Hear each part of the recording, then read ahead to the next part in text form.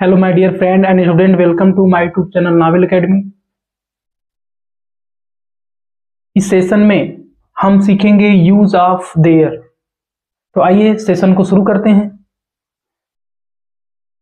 जिन जिन वाक्यों में किसी बात का होना या ना होना पाया जाए तो ऐसे वाक्य में हम देयर का प्रयोग से आरंभ करते हैं और इसमें जो है देयर का कोई अर्थ नहीं होता है।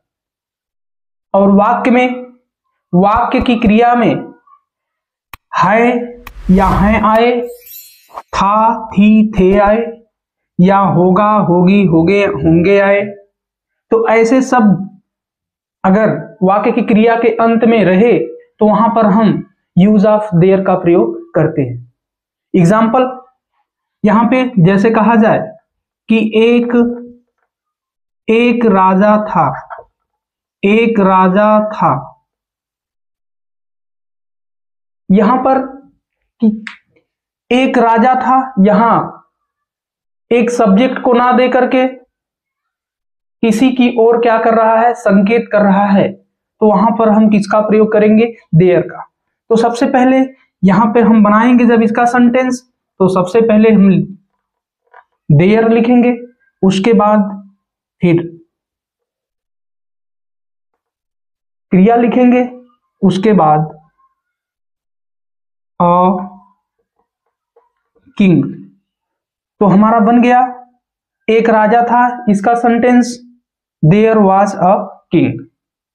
तो आगे हम जो एक एक सेंटेंस के बारे में देखेंगे, जैसे अफर्मेटिव सेंटेंस है, निगेटिव सेंटेंस है और इंट्रोगेटिव सेंटेंस है। तो एक एक करके इनके बारे में हम डिटेल्स में जानते हैं। पहला है अफर्मेटिव सेंटेंस। अफर्मेटिव सेंटेंस में देयर का प्रयोग के बाद हम is, am, are, was, were, will be या शैल बी का प्रयोग जो है सब्जेक्ट और टेंस के अनुसार करते हैं। तो एग्जाम्पल देखते हैं। जैसे कहा जाए कि कक्षा में 50 छात्र हैं, कक्षा में 50 छात्र हैं। तो इसका हम जब ट्रांसलेशन करेंगे तो हो जाएगा there are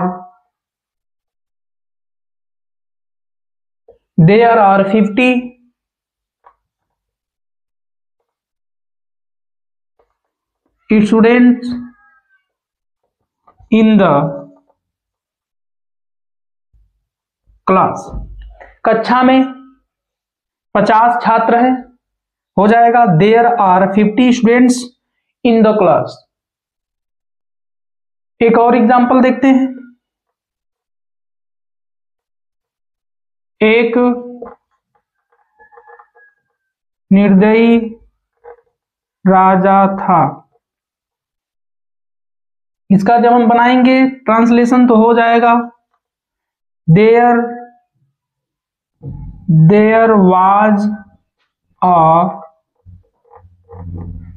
was a cruel king. There was a cruel king, एक निर्दयी राजा था। अफर्मेटिव सेंटेंस में देयर के बाद is, am, are, was, were या विल बी, शैल बी का प्रयोग सब्जेक्ट और टेंस के अनुसार हम करते हैं। और इस प्रकार से हमने दो एग्जाम्पल देखा। एक और एग्जाम्पल देखते हैं।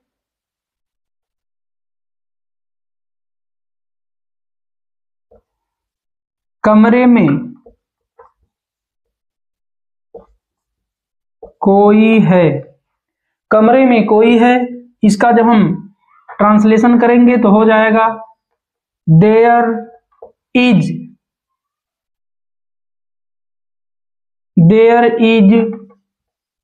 Someone in the room.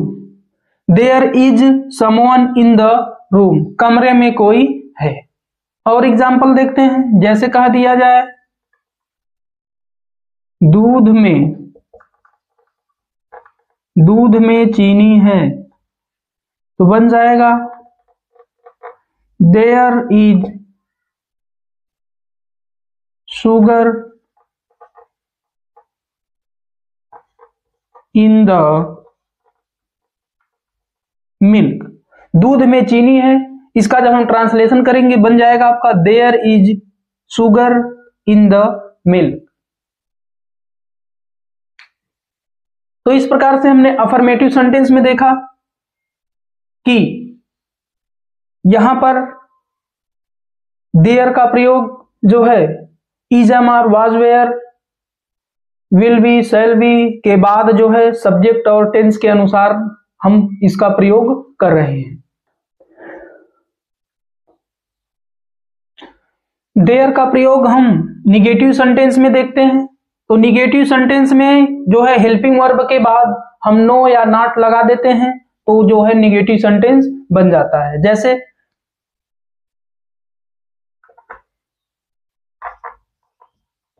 इस गिलास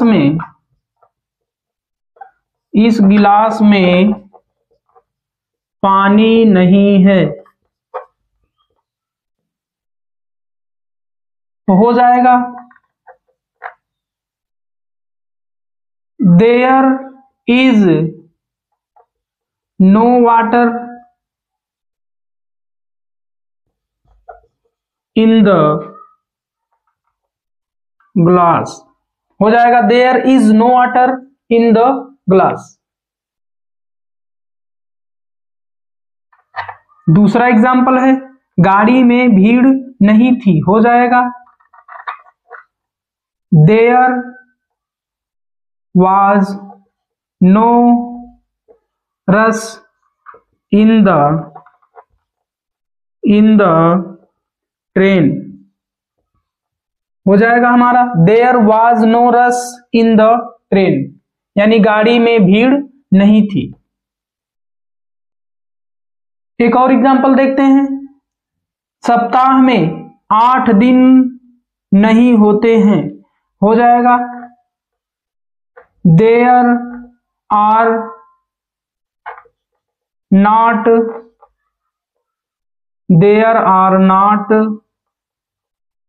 8 days in a week, सप्ताह में 8 दिन नहीं होते हैं तो बन जाएगा there are not 8 days in a week। तो इस प्रकार से हमने देखा कि जो निगेटिव सेंटेंस में देयर का प्रयोग जो हो रहा है वो जो है हेल्पिंग वर्ब के बाद हम नॉट या नो लगा करके हम जो है निगेटिव बना ले रहे हैं। तीसरा है इंट्रोगेटिव सेंटेंस। इंट्रोगेटिव सेंटेंस जो होता है वो दो प्रकार का होता है, एक यस या नो टाइप, दूसरा है WS टाइप।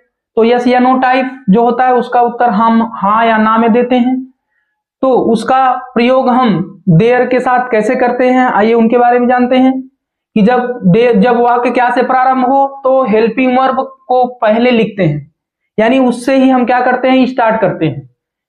एग्जाम्पल यहां पर है क्या रसोई में कोई है, तो हो जाएगा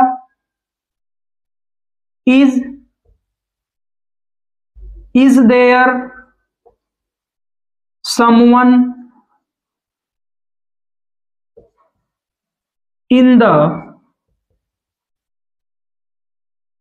किचन, मार्क ऑफ इंट्रोगेशन हो जाएगा is there someone in the kitchen. और एग्जांपल देखते हैं क्या खिलाड़ी मैदान में हैं, तो बन जाएगा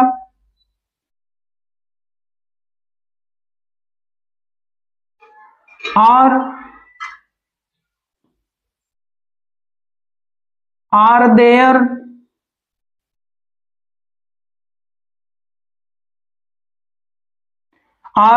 there players in the field, हो जाएगा क्या खिलाड़ी मैदान में है, तो बन जाएगा are there players in the field. क्या बर्तन में दूध है, बन जाएगा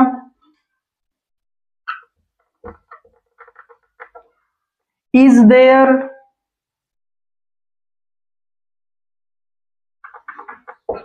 there milk in in the pot, क्या टोकरी में फल था? तो बनाएंगे इसका, तो हो जाएगा वाज देयर फ्रूट्स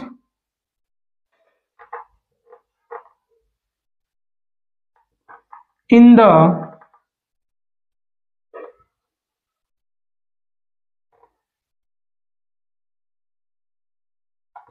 बास्केट, हो जाएगा was there fruits in the basket.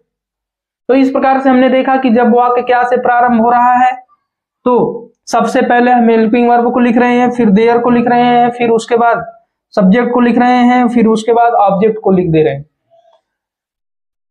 तो उसमें जो इंट्रोगेटिव सेंटेंस का जो पहला था, जब क्या से प्रारंभ होगा उसके बारे में हमने देखा। अब हम देखेंगे आगे कि जब प्रश्नवाचक शब्द वाक्य के बीच में आए तो उस प्रकार के सेंटेंस को हम उसमें देयर का प्रयोग कैसे करते हैं, आइए उनके बारे में जानते हैं। इंट्रोगेटिव का जो है उसमें बी ए पार्ट में हमने देखा कि उसमें जो वाक्य क्या से प्रारंभ हो, यहां जब प्रश्नवाचक वाक्य जो है शब्द के बीच में आए तब वहां पर देयर का प्रयोग कैसे करते हैं। जब वाक्य वो है, जब प्रश्नवाचक शब्द वाक्य के बीच में आए तो प्रारंभ में प्रश्नवाचक शब्द को पहले लिखते हैं, उसके बाद सब्जेक्ट को और ऑब्जेक्ट को लिखते हैं। तो एग्जाम्पल के माध्यम से उसको समझते हैं। कुएं में कितना पानी है, तो हो जाएगा how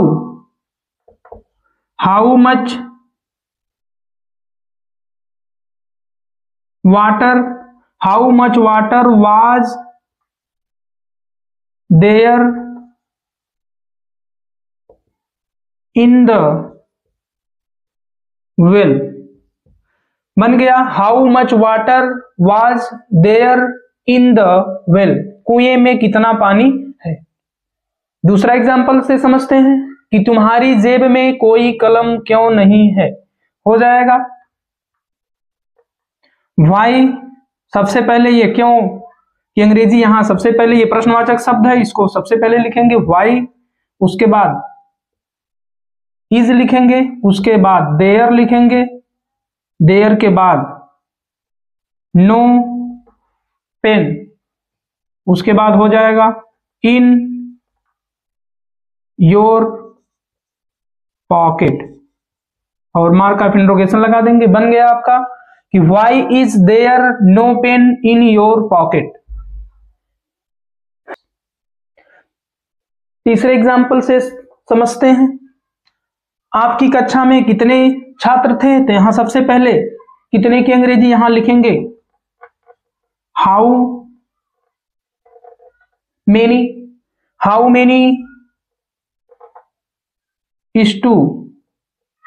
student, how many students were there in your class. बन गया how many student were there in your class. तो इस प्रकार से हमने देखा कि जो यूज ऑफ देयर है उसका प्रयोग हम अफर्मेटिव में कैसे करते हैं, निगेटिव में कैसे करते हैं और इंट्रोगेटिव में कैसे करते हैं। तो यह सेशन आपको कैसा लगा कमेंट करके जरूर बताएं। मिलते हैं एक नए सेशन में एक नए वीडियो के साथ, तब तक के लिए जय हिंद।